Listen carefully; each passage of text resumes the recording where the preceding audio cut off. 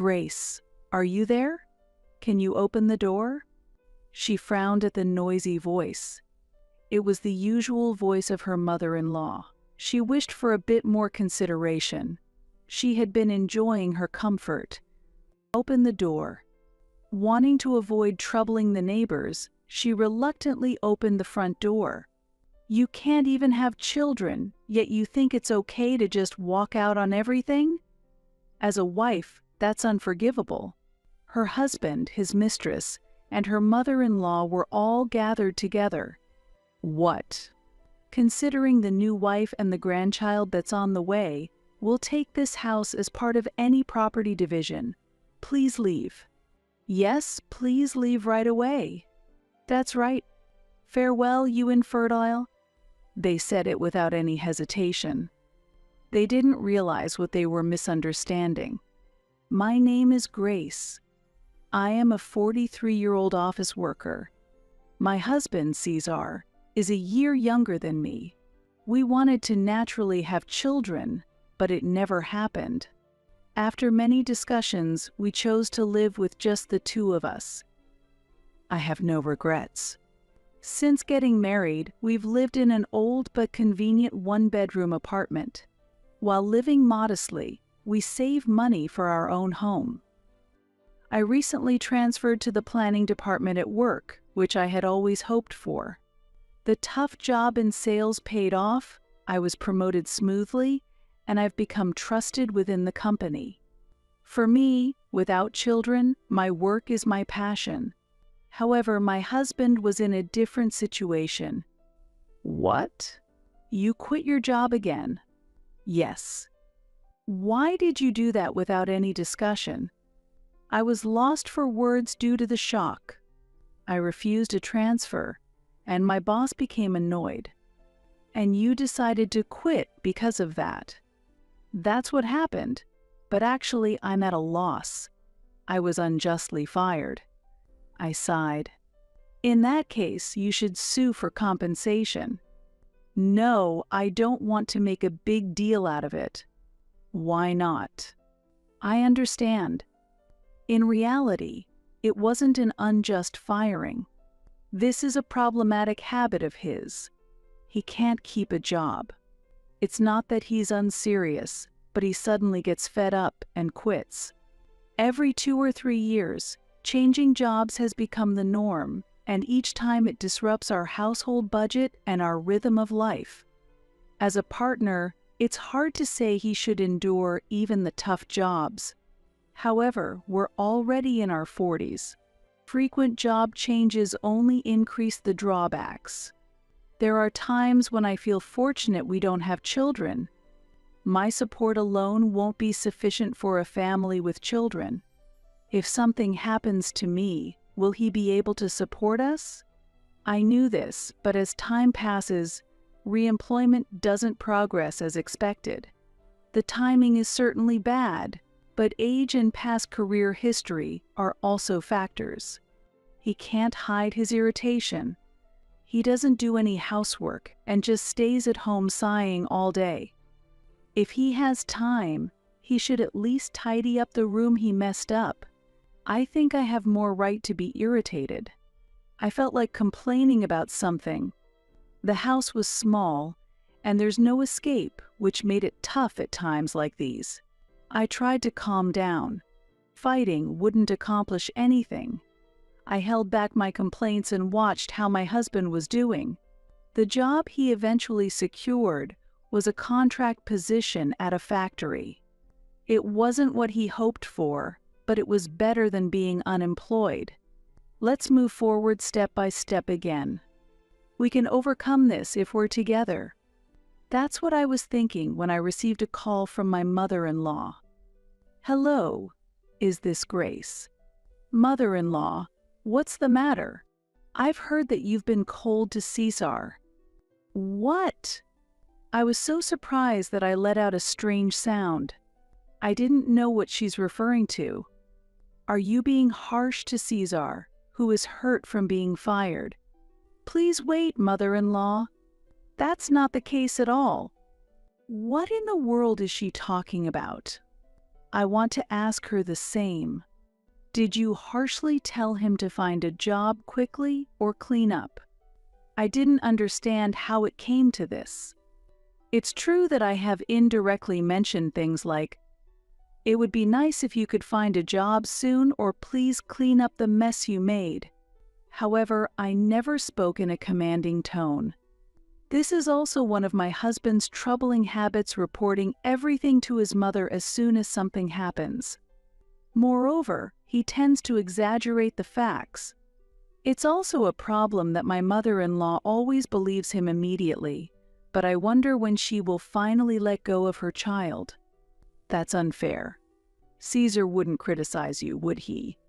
There's no reason for that. Why would you say that? You think you shouldn't be criticized. Isn't it your fault you can't have children? What? There are things more valuable than a job. Regrets won't turn back time. Why is it considered my fault that we don't have children? It seems my husband is telling convenient lies. We agreed on this together, yet I feel betrayed. He might want to save face, but turning his mother against me to make me the villain is childish. As a couple who have been together for a long time, I believe we should maintain trust, so I decided to talk to my husband that night. Please don't exaggerate things to your mother. If you have any complaints, tell me directly. Let's do that considering our future, shall we? My husband, seeming uninterested, started fiddling with his phone during the conversation. Please listen. Be quiet. I'm getting a call from work. With that, he left the seat. The discussion did not continue afterwards, and he just disappeared into the bedroom. Was he in a bad mood, or perhaps tired from his job at the factory? It couldn't be helped. I had to try to talk to him again later, but the next day he avoided the discussion again, saying he was tired and sleepy. The following day, he returned home late at night from a welcome and farewell party at work. He spent the entire day in bed with a hangover. In the following days, he was late coming home due to overtime and social obligations. He is clearly avoiding the issue. He intends to leave things ambiguous, but that won't solve anything. The baseless accusations from my mother-in-law are painful. I rubbed my eyes as I waited for my husband to return. We shouldn't keep postponing the problem. One late night, my husband returned home in a good mood, humming, "Welcome back. You're up? What a surprise. What's up? Did something happen? I was waiting for you, Caesar." "What?" He looked annoyed. "Why are you avoiding this? You're being noisy. You're acting strangely. You're persistent. If there's something, just write it down on a note." "A note? You mean we don't have to talk directly?" "Yeah. Are you still hung up on that old issue?" Really persistent. I was stunned by his words. Has he forgotten our marriage vows? He nodded when I said that an ideal couple understands each other. "I used to like your seriousness, but now you're inflexible and oppressive. If you don't want to lose me, you need to change your attitude. There are plenty of other women." "What do you mean?" "Just what I said. Are you having an affair?" "I've been harboring doubts about my husband's recent behavior." "Are you joking?" "What have I done wrong? I'm telling you, you're being annoying. Do you want a divorce?" "Don't use that kind of language." My husband clicked his tongue. He pulled a green paper from his bag and thrusted it at me roughly. It was a completed divorce form. "Why do you have this?" "I was asked to fill it out." "By whom?" "You should be able to guess." "No, I don't understand." "There's a woman who wants me to submit it." I was at a loss for words. Was my husband asked by his affair partner to write this divorce form? Don't act so high and mighty when you understand. You're useless without me. My hands trembled as I clutched the divorce form. My heart rate increased. What time do you think it is? I'm going to sleep. You should cool down somewhere else. My husband disappeared into the bedroom. I stared at his name written on the divorce form. What emotions did he have while writing this? Was his late return that day because he was spending time with his affair partner? I felt foolish for having supported his new job. My head spun and I felt dizzy. I couldn't think of anything. As he suggested, I decided to cool my head. I quietly gathered all my essentials and left the house. A month later, I have not returned home since that day. I tried to contact my husband a few times, but there was no response. My room was quiet and comfortable. It helped me relax and settle down. The sunlight streaming through the window brightened the room, which still lacked furniture, and added light to the living area. The ventilation was also good. When the cool air touched my cheek, I naturally took a deep breath, and the scent of wood was soothing. Just then, "Grace, are you there? Can you open the door?" I frowned at the noisy voice. It was the usual voice of my mother-in-law. I wished for a bit more consideration. I had been enjoying my comfort. Opened the door. Not wanting to trouble the neighbors, I reluctantly opened the front door. "I finally found you. It's been a while," said my mother-in-law cheerfully. I pushed back as she tried to barge in. "Wait, please." "What's wrong? What happened? Can't you see? I don't want to let you in."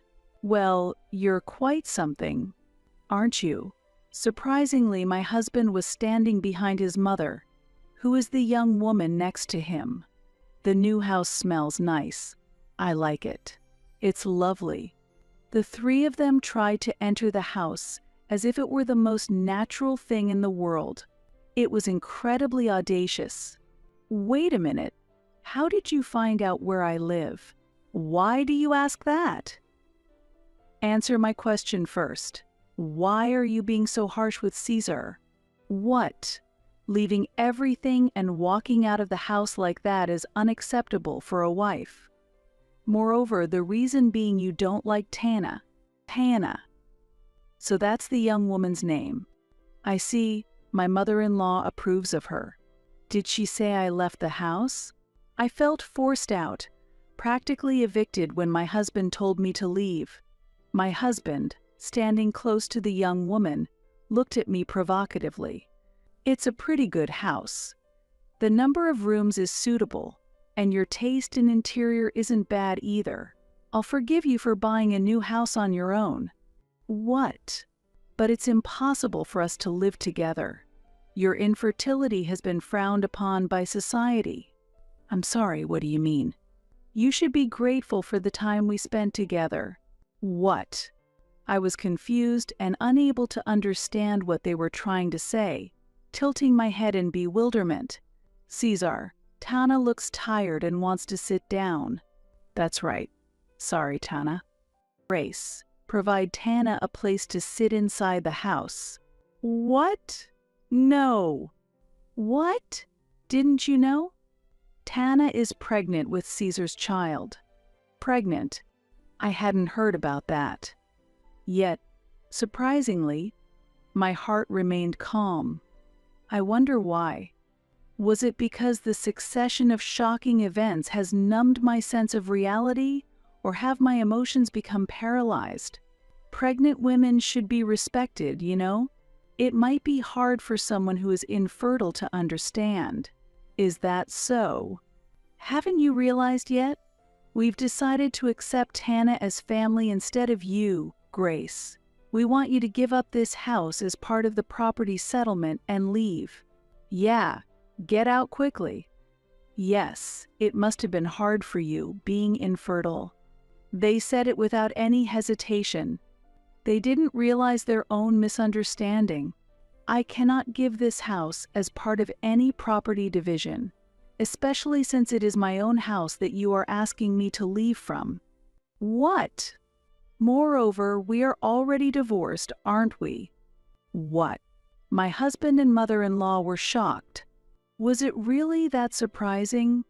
I had already submitted the divorce papers he filled out. Grace, what are you talking about? We were supposed to start a new life together. I have no such intention. My mother-in-law panicked and my husband became furious. Why would you say such a thing? I bought this house with my own money. What? Their disbelief was astounding. It seems he hadn't read a single email I sent. Do you really know nothing? The night my husband handed me the divorce papers, the days of endurance I had suffered through were released in an instant, enveloping me in joy. My heart was filled so much that I couldn't think of anything else. Could I now live freely? At that moment, my head spun with excitement. I signed the divorce papers with anticipation and submitted them early the next morning at the courthouse. I divided our joint savings in half and transferred it to my husband's account. Given our previous earnings, the savings were almost entirely mine, but I wanted to avoid any conflict. And then I informed him via email, let's discuss further matters through lawyers from now on. With the divided savings and a recent bonus, I acquired a new house, covering the remainder with a loan. You won't be able to get a loan. What are you talking about as a housewife? I was surprised at my husband's condescending remark. You would have a hard time getting a loan too, with all your job changes. What? You don't understand our finances. My salary is more than double yours. Perhaps hurt in his pride, my husband's face turned red and he trembled. Tana seemed taken aback. Caesar, I thought I'd be living in a brand new house, she exclaimed. Calm down, Tana. My ex-husband was in disarray. I had been the one supporting our household finances. It's unbelievable that the new wife and mother-in-law would end up living together. Grace, said my former mother-in-law, filled with anger. This is unacceptable. It's like fraud. Well, who wrote the divorce papers first? It was she, the new wife standing here, who pushed for it, thinking she would support you in the future. It's good that you have a grandchild coming. No, I will take this house, my former mother-in-law said aggressively, breathing heavily. How arrogant. That's not possible. It's a waste for you, Grace, to use this large house alone, isn't it? Actually, I plan to live here with my parents in the future. What are you saying? Even though you're just a daughter-in-law. No, I'm no longer your daughter-in-law. I have nothing to do with you anymore. I might have new encounters, but I didn't mention that to them. What are we going to do? I thought I was going to live in this house, my former mother-in-law said, disappointed. What happened to the apartment you used to live in? I asked. We sold that old property. You sold it. Yes, when I saw you moving appliances into this new house, I immediately contacted Caesar, and we decided we would live here. So, that was the situation. The only place left is the small, old one-bedroom apartment I used to live in. I felt no sympathy to them. Unlike a strong-willed career woman like you, Grace, I was hoping for a stable retirement with a compliant new wife and a grandchild and a new house. She was disappointed. Why would she say such things? I had no choice but to work hard because my husband was unreliable. I'm disappointed. But I'm going back to tell Daddy everything, Tana said defiantly, unabashed. Wait. If Dad gets angry, it'll be a mess. You better take responsibility. Please, Tana, don't do that. The reason my husband impregnated the young woman was that she was a company clerk who, emboldened at a company drinking party, quickly became involved with him. She wasn't just an employee. She turned out to be the daughter of the factory manager. Coming from a flashy high school background, She had no prior experience with men. My husband was her first, and she didn't know he was married. When she later found out he was married, she believed the classic line, "It's over with my wife. I'll get a divorce soon," and she prepared the divorce papers to give to him. She could potentially be a very thoughtful and good wife. I wish her luck. So, that's settled then. I'll leave the rest to you. Wait a minute. I felt fear as my husband tried to leave the front door open. Grace, don't you feel anything for mothers?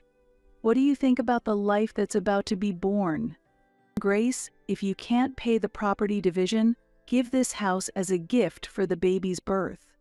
Facing my desperate ex-husband and former mother-in-law, I smiled warmly and said, "Congratulations, goodbye." I closed the door coldly and locked it. I had planned to leave it to my lawyer, but things didn't go as smoothly. Given their audacity in demanding someone else's house, they weren't likely to back down easily. Whenever my ex-husband sent bitter emails, I replied, "Please contact my lawyer," and ignored everything else. But the problem was my former mother-in-law. When she left long messages on the answering machine, it was truly exhausting.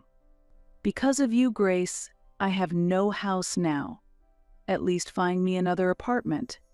This house is too small and cramped."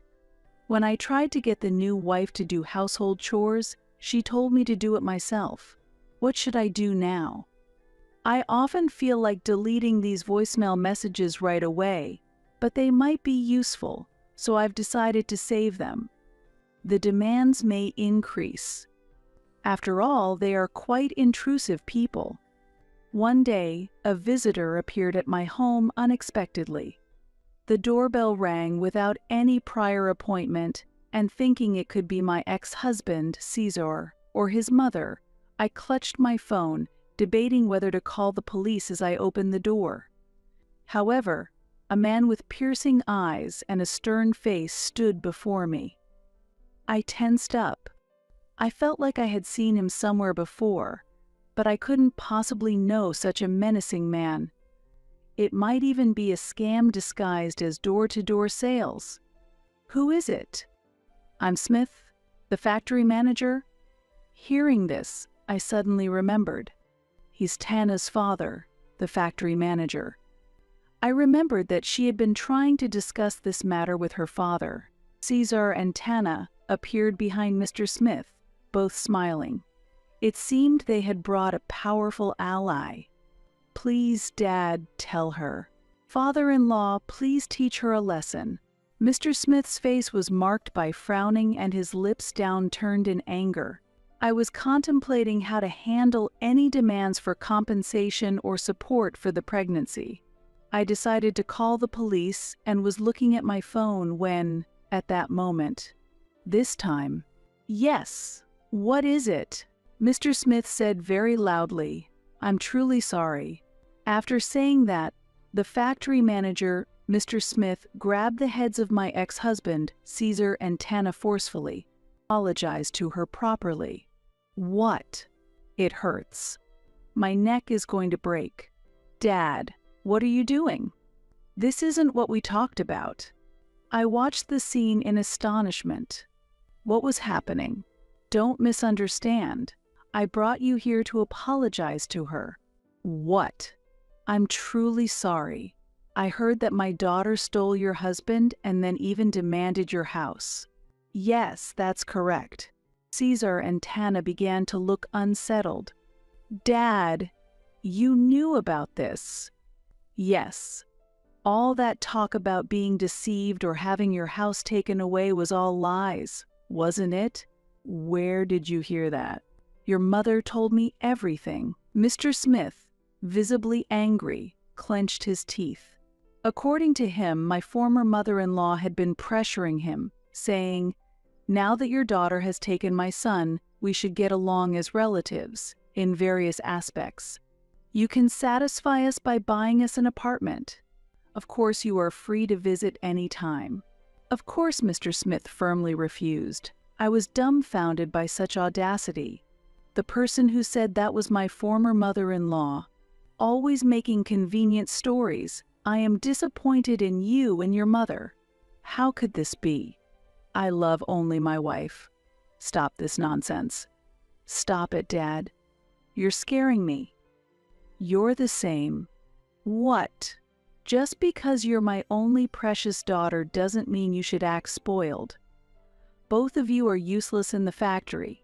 There's a very demanding workplace out there. Go gain some experience there before you come back. What?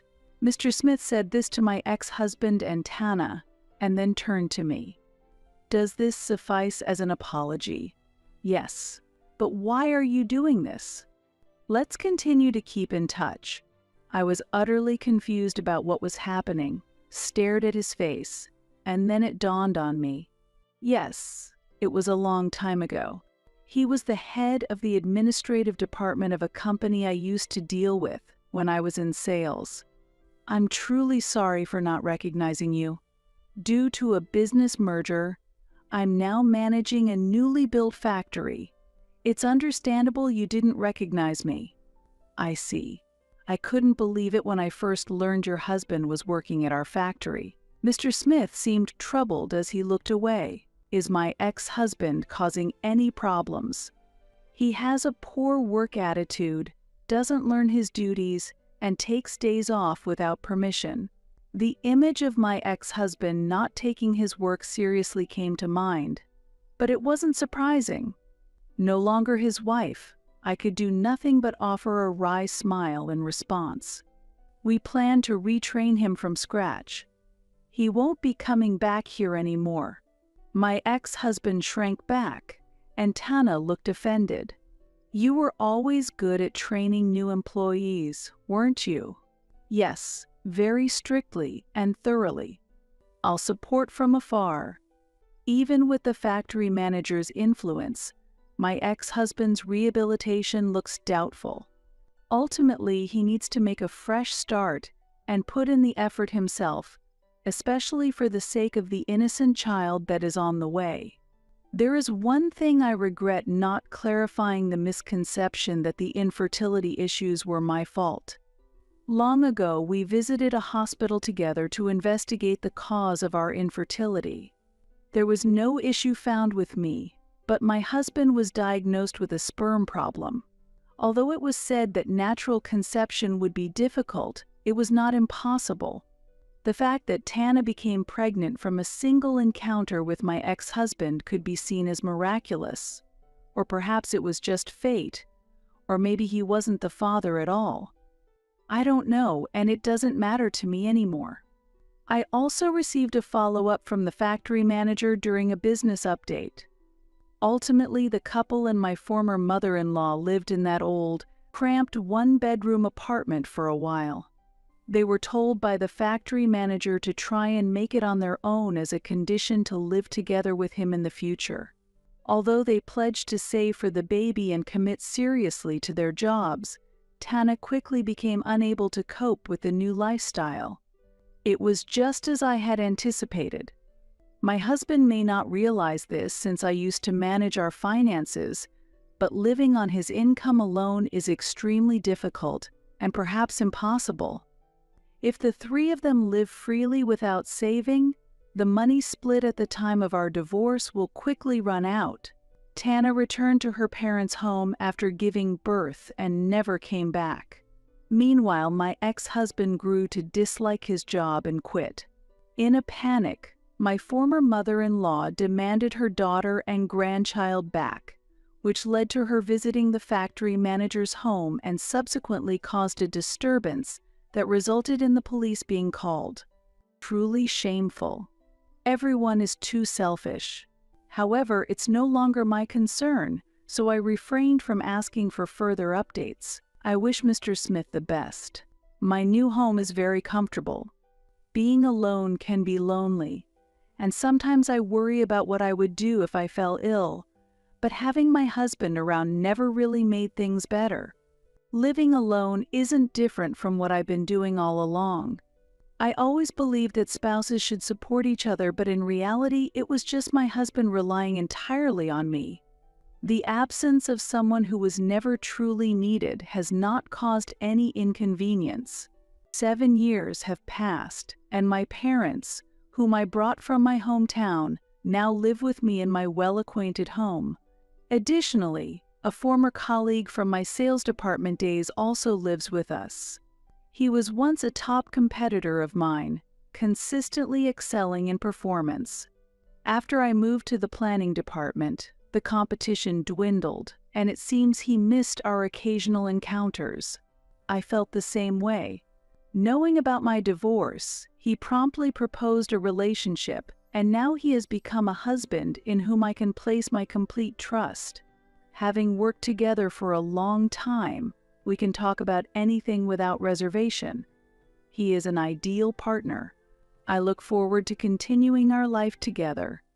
My husband and mother-in-law chuckled and pulled out a piece of paper. It contained absurd terms like entrusting the house to my husband and not complaining, and even had my mother's signature on it. I could only think someone scammed and forced her to sign. This is completely invalid. This is clearly a scam. Yes, this is my handwriting, my mother calmly admitted. Without understanding, we were kicked out of the house, handed a filled-out divorce form. My husband looked at me with hopeful eyes. Did he think I would cling to him?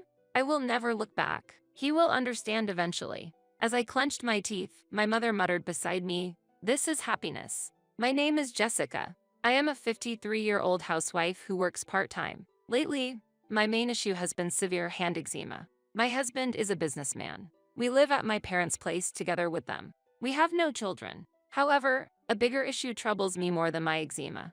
It's the possibility that my mother might be developing dementia. I say possibility because she hasn't been officially diagnosed yet, but her memory and judgment are noticeably declining. She often forgets things and sometimes can't even recall what she has forgotten. Sometimes she completely changes personality and behaves unpredictably. There are days when such things happen repeatedly, and there are also perfectly calm days with nothing unusual. She used to be hardworking and attentive. Ever since she injured her knee, she has mostly stayed indoors, and her condition seems to have worsened gradually. Her knee pain has healed, but for safety, I don't want her to go out alone. My father and I continue to live our daily lives while taking care of her. While I'm at my part-time job, my father watches over her at home so he can respond immediately if anything happens. I'm worried about her symptoms worsening and feeling anxious about my uncooperative husband. We need to come up with a plan for the future. One day, my father became seriously ill and needed long-term hospitalization, making it impossible to leave my mother alone. It wasn't like I could afford to take time off from work. When I talked to my husband about it, he reacted as if it was someone else's problem, saying, "You worry too much. Fires can start from unattended flames, and she could get lost. You worry too much. What if something happens? If you start worrying about that, there's no end to it." My husband clearly seemed annoyed. He's lived with my mother for a long time, but this attitude was too much. After all, the reason we were living together was because of my husband's insufficient income, and we were staying as dependents. Even a crane would feel the urge to repay a favor. Doesn't he have that kind of consideration at all? Then, why don't you quit your job and take care of her? It's not that simple. Even though it was just a part-time job, I had no intention of quitting my long-term position. The income was decent, and it made me want to ask him if he would support me. I think we can live as we have up till now, if we use care services and with your cooperation. Why me? Just occasionally would be enough. But it's your mother, right? That's true, but still. It has nothing to do with me. Handle it yourself. That way of speaking is, first of all, is her condition bad enough to need care services? That's for the hospital too. You've been complaining about your hand eczema and the pain from standing at your part-time job at the beauty salon for a long time. Just quit already. My husband smacked his lips in annoyance and left immediately. How terrible. I do have hand eczema, but I never said I wanted to quit. It angered me to have my beloved job belittled. I knew this time would come someday. You say it has nothing to do with you, but that can't be true. We're family. I even thought about doing the same if his mother were in the same situation. It was infuriating, but there was nothing I could do. I was able to be flexible because I worked part-time. It's still a long way from now, but when my mother will be in need of help with changing clothes or bathing, she will likely resist. If I quit being a hairstylist at this age, returning to the field will be difficult. Trends and chemicals constantly change, making it hard to keep up. I even have clients who specifically request me. But there are many other hairstylists, yet only I can take care of my mother. Feeling down won't change the situation. I must stay positive and keep moving. Once my father is discharged from the hospital, we should be able to return to our previous life. And to do so, I will have my mother thoroughly examined at the hospital, have a serious talk with my husband, apply for caregiving services, and plan for the future. I really don't want to quit my job. I plan to ask for some time off for a while. A few days after making that decision, my father, who had been hospitalized, suddenly passed away. I couldn't believe it. When a relative dies, there's no time, not even for mourning. Preparations for the funeral and numerous procedures are needed one after another. My mother was devastated, sometimes looking dazed like a child and occasionally bursting into tears, unable to control her emotions. Dressed in mourning clothes, my mother seemed transformed, fulfilling her role as the chief mourner with dignity. I also did my best to support her, staying by her side throughout. It was quick, but we got to send off my father. For the first time, we truly felt the loneliness of his absence, both emotionally and physically exhausted. He wasn't talkative, but I remember my kind-hearted father. I understand that he is gone, but his chair, teacup, reading glasses, and the novel he was halfway through reading were still as they were left. Neither my mother nor I were ready to put these things away yet. It was at this time that my husband brought his parents over. Indeed, he had said this morning that he would bring them to help clean up the house. While I appreciated the thought, I was not ready yet, so I decided to decline their help and just serve them tea before asking them to leave. My mother seemed quite tired and soon began dozing off. I wanted to leave her undisturbed. I led my in-laws to the dining room and prepared tea. My husband demanded, not tea, make coffee, and bring out something sweet. I momentarily thought, these are your parents. Why don't you handle it? But harboring resentment for long is pointless. I've decided to live positively. Let's call a service to dispose of the large items quickly. Let's do that, said my mother-in-law and husband. I wish they wouldn't decide everything on their own. I'm sorry, but I'm not ready to clean up yet. What? My mother-in-law was surprised. Let's postpone it for a little while longer. What? My mother and I are emotionally not ready yet. When I explained this, my mother-in-law looked doubtful and argued, that's troublesome. We can't do that. I couldn't understand why it would be troublesome for her. I looked at my husband for his reaction, but he avoided my gaze. The house has already been passed on to the eldest son and his wife. The renovations are about to start soon. And what about where we will go? I'm sorry, I don't quite understand what you mean. Suddenly, my husband declared, from now on, I'll live here with my parents. What are you talking about? Everything has already been decided. What? But this is my home.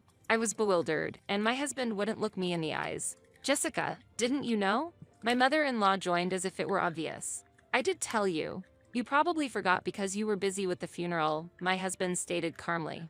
There's no way I would miss hearing such an important information, no matter how busy I was. I have no idea what you are talking about, and you can't do this without my consent. Your consent isn't needed anymore. It's already resolved. What do you mean? I've already settled it with your mother. I felt as if cold water had been splashed on me. When did such a discussion even happen? Could it be that they decided this while my mother was out of her senses? This can't be allowed. I stood there, stunned. My mother-in-law addressed my husband. You know, someone who has quit their job and does nothing, and an old person who needs lots of care can be a handful, right? My husband nodded in agreement. That's right. That's why you two need to leave this house, and preferably soon. I was too shocked by her words to even respond. Someone who does nothing and an old person who needs lots of care? Is she referring to my mother and me? Why do we have to leave? This is my parents' house. Please take that back. Oh, Jessica, don't make such a scary face. I am still working, and I'm not being dependent. My mother does not have dementia. That's completely false. I cannot tell lies, haha. How can she laugh and say that? My head was spinning. While smiling, my husband and my mother-in-law pulled out a document. There's no taking it back. We've already got the signatures on paper. The document contained absurd terms like entrusting the house to my husband and not complaining, and even had my mother's signature on it. Indeed, it was my mother's signature. I could only think it was a scam that forced her to sign. This is completely invalid. This is clearly a scam. Huh?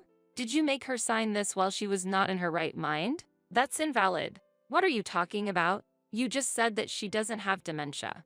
He retorted. At that moment, my mother, who should have been sleeping until just before, appeared. Hello everyone, what brings you here today? My mother greeted everyone cheerfully, without any prior indication. This signature is your handwriting, isn't it? You did sign here, right?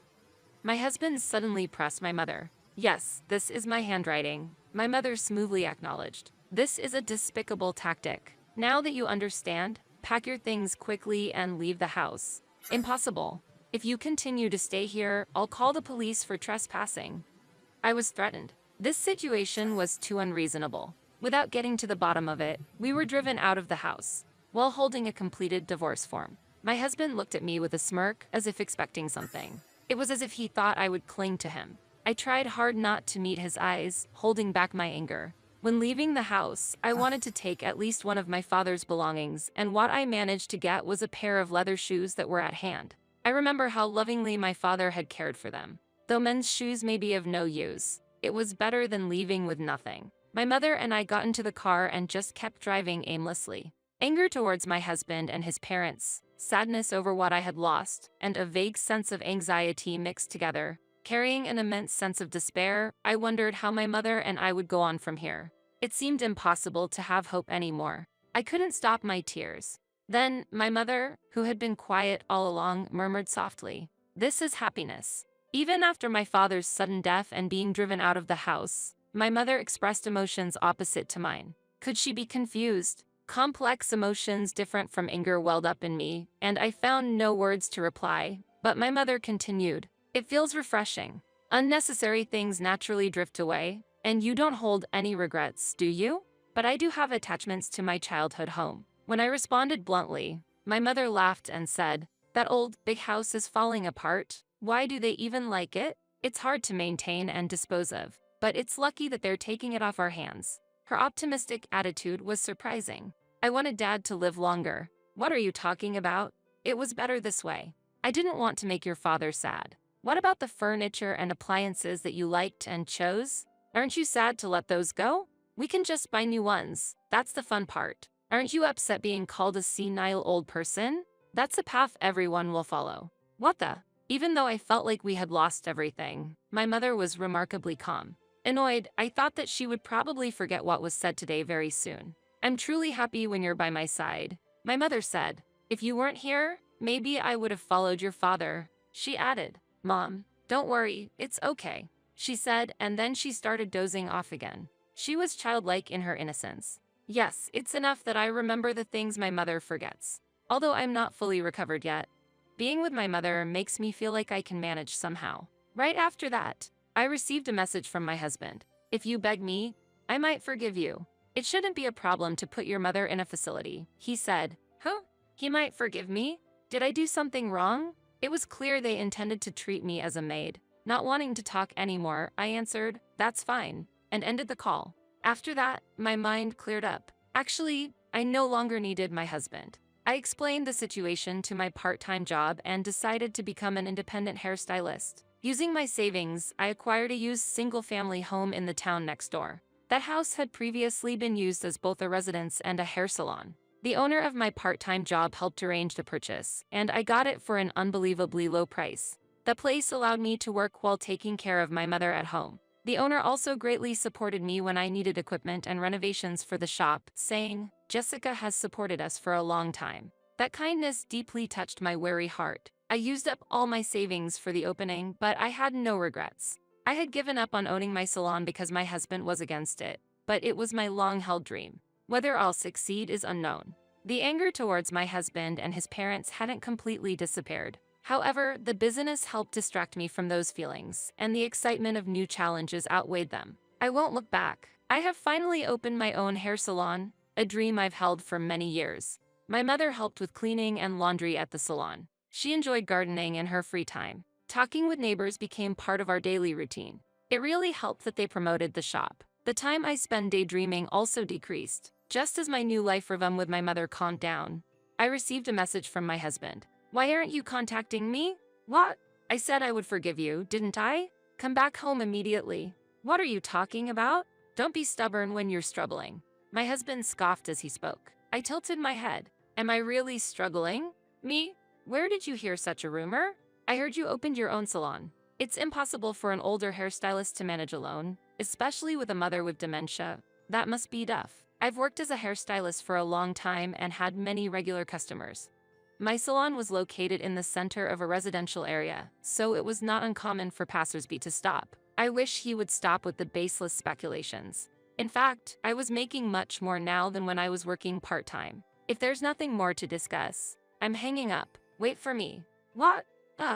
I want to return your father's belongings, so could you come to the house? What? The belongings of my father that I could hardly take with me. My mother had said, memories are enough, so I had given up, but if there was still something left, I indeed wanted to keep it. I left my mother with a neighbor and headed to my childhood home for the first time in a while.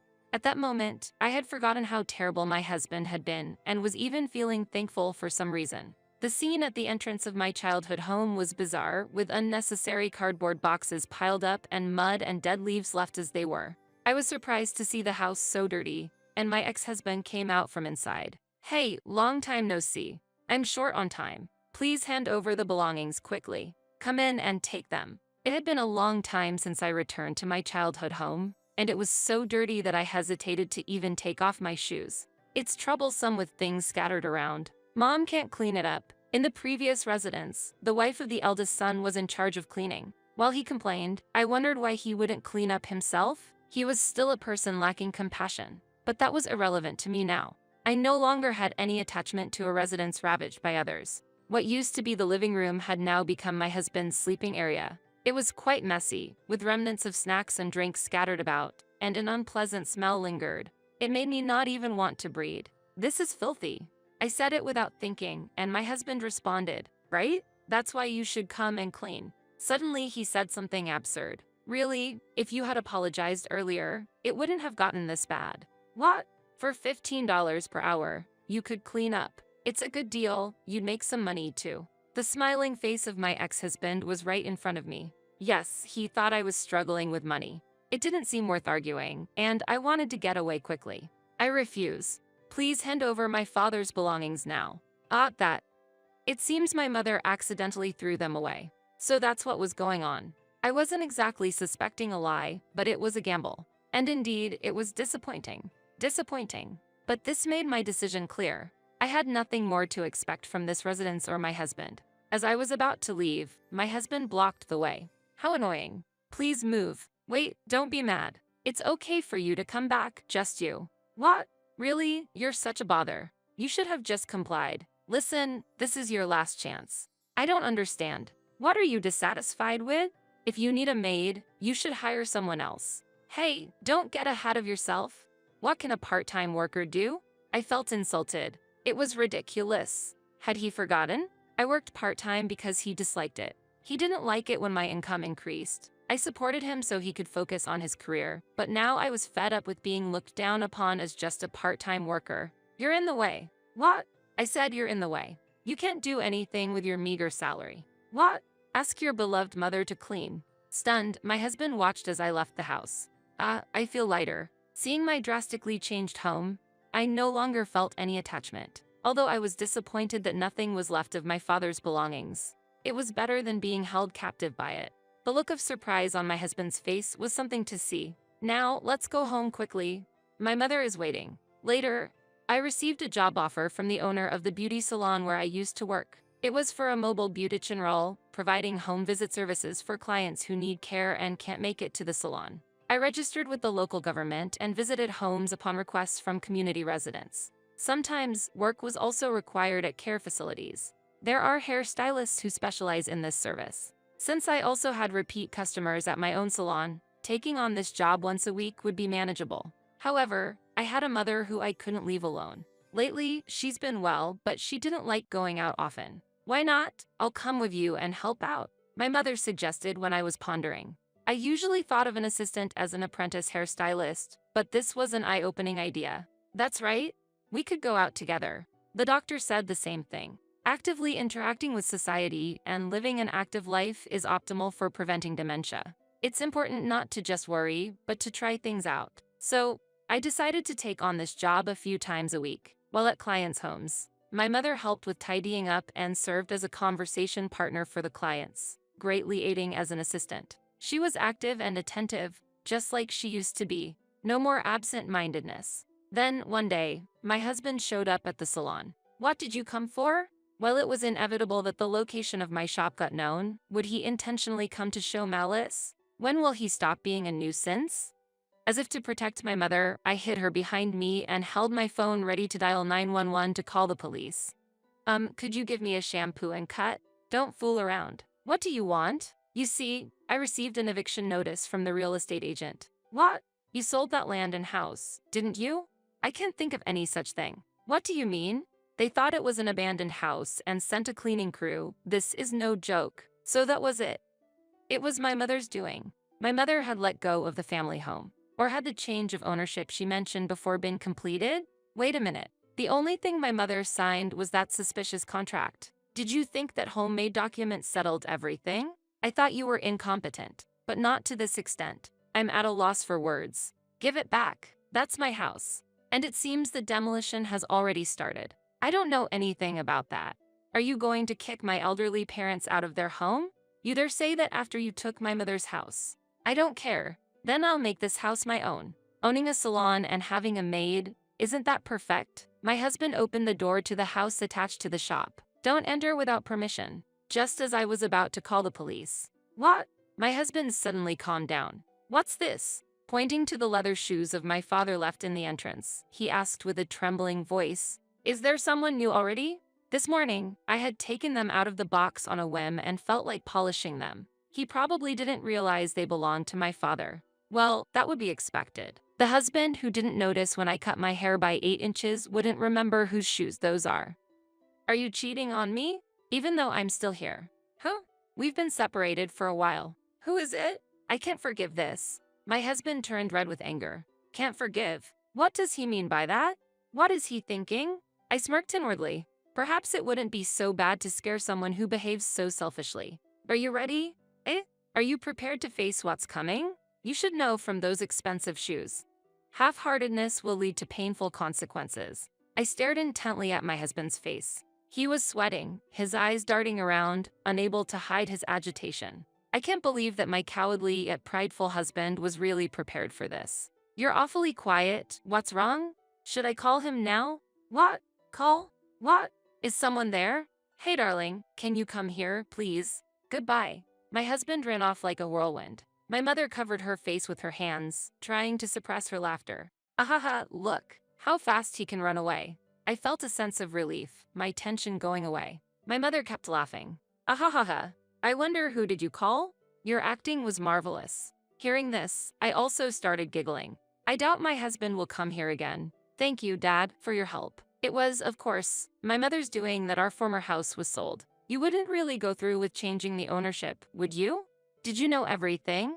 Of course. Signing that document couldn't possibly have any effect. That was the plan from the start. I just thought it might be difficult to proceed if they knew about the dementia, so I was just watching how things would go. My mother said this without any doubt in her eyes.